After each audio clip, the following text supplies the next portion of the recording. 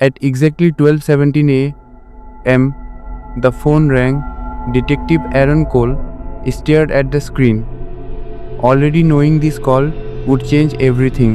The name flashing wasn't a person, it was an address: 1427 Cedar Lane, a place every cop in Ridgewood, Oregon remembered, a house connected to a case that was never solved, a house where people went in and never came out the same.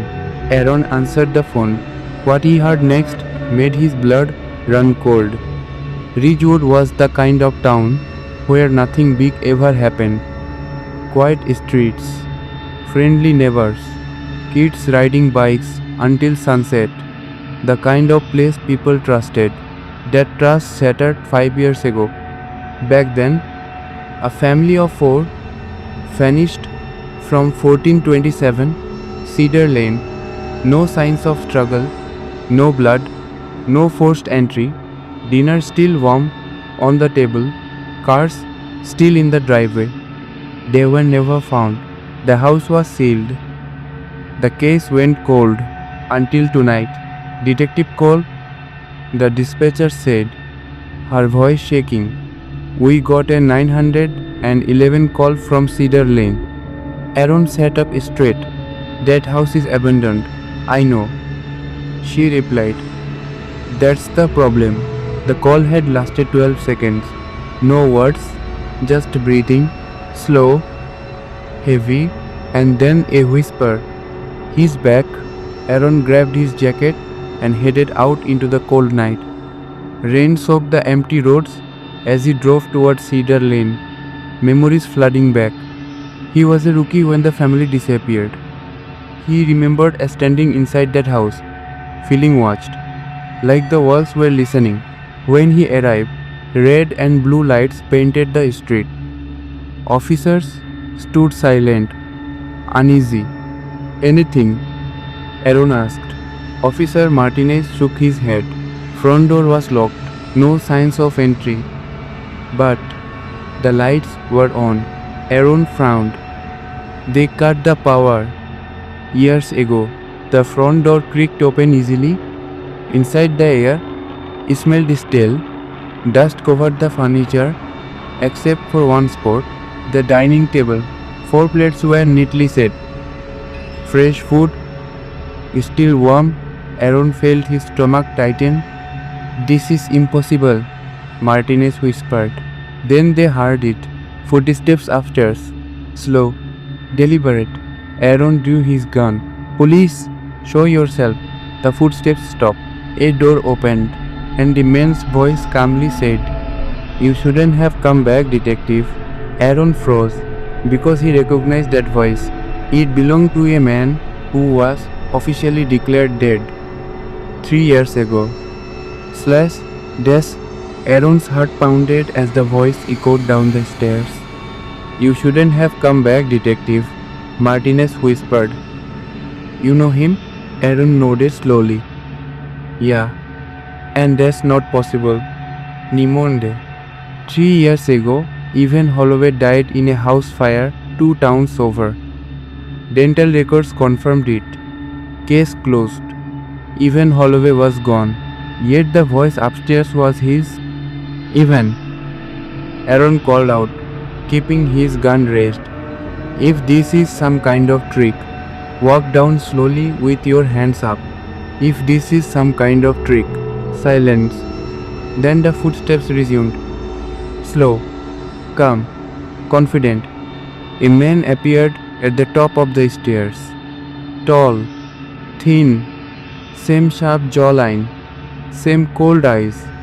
Aaron remembered from the interrogation room years ago, but his face was older, harder.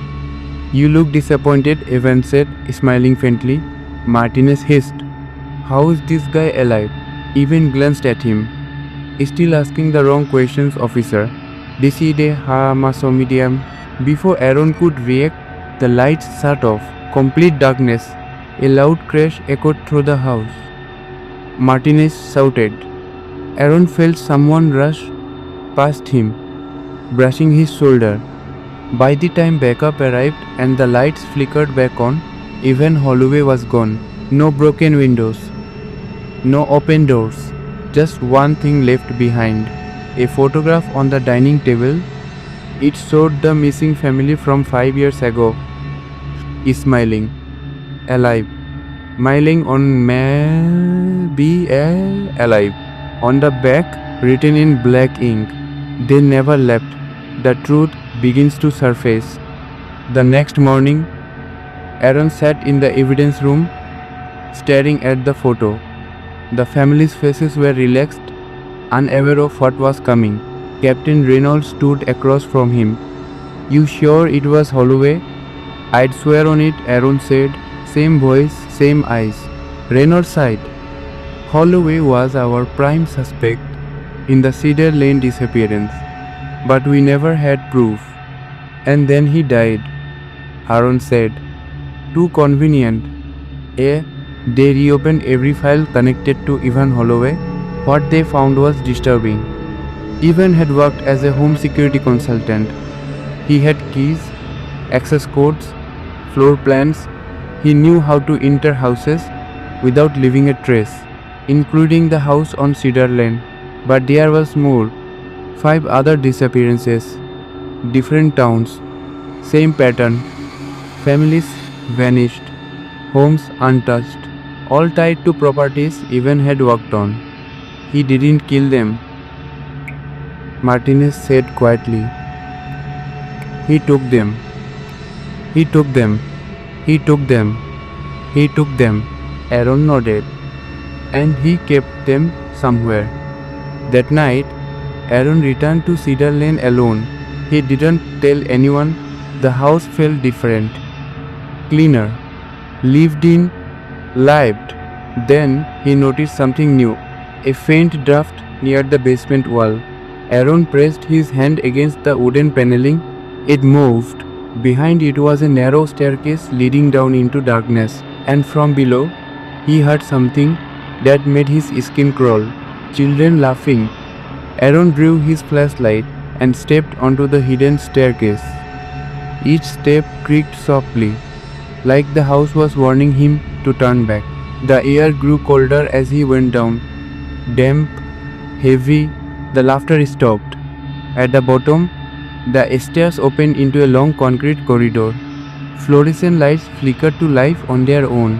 Aaron froze. Someone had wired electricity down here. The walls were lined with doors. Metal doors. Each one numbered neatly in black paint. 0, 1, 02, 03. Aaron's chest tightened. He approached door 01 and slowly pulled it open. Inside was a small room furnished like a child's bedroom. A bed, toys, crayon drawings taped to the wall, but the drawings weren't normal. They showed houses, always the same house, 1427 Cedar Lane. Aaron stepped back, shaken. A voice echoed behind him. Calm, controlled. I made sure they were comfortable. Aaron spun around, gun raised. Evan Holloway stood at the far end of the corridor, hands relaxed at his sides. "You kidnap families," Aaron said. "Children." Evan tilted his head. "I saved them." "Saved them from what?" Evan's smile faded. "From what happens upstairs." Before Aaron could respond, a loud metal door slammed shut behind him. Evan pressed a button on the wall, and it assigned the number. The corridor lights went out. Emergency red lights flickered on. "You always ignored the details, detective," Evan said. "That's why you never solved the case." Aaron felt the floor vibrate. Then he heard it, scratching from inside the walls. "What is that?" Aaron demanded. Evan's eyes gleamed. "The reason no one ever leaves. A terrible discovery." The red lights revealed something Aaron hadn't noticed before. Security cameras, dozens of them, all feeding into a single monitor at the end of the hall.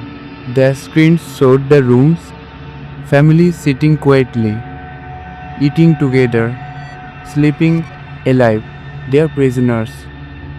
They're protected," Evan replied. from the thing that haunts houses like this.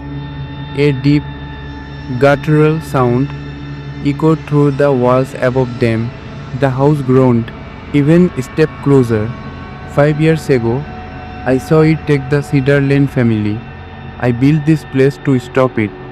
Aaron shook his head. You expect me to believe a monster did this?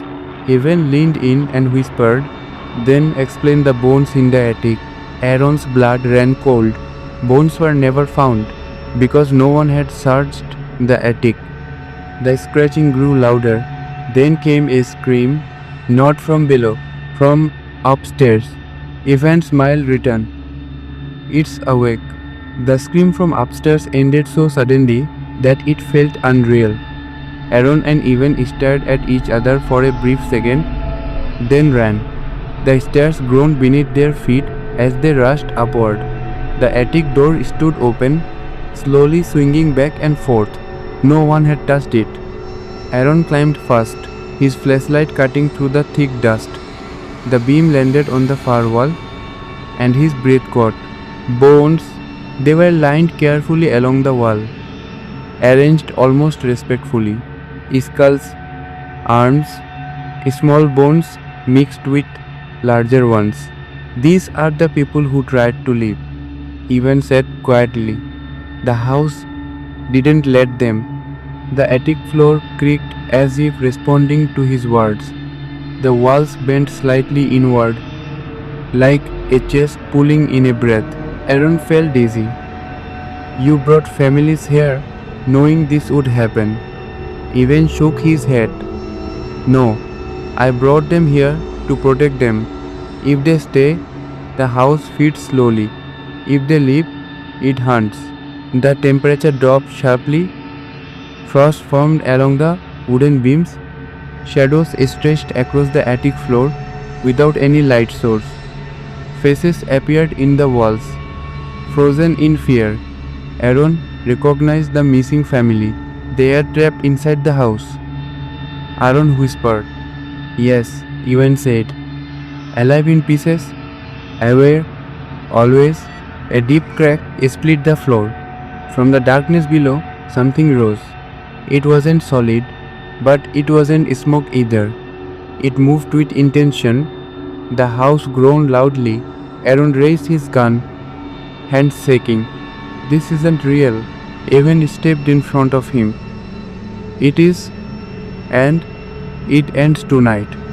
Evan grabbed a gas can hidden behind a beam. He smashed it open, soaking the floor. You'll die, Aaron shouted. Evan looked back, calm. I already belong to it. He flicked a lighter.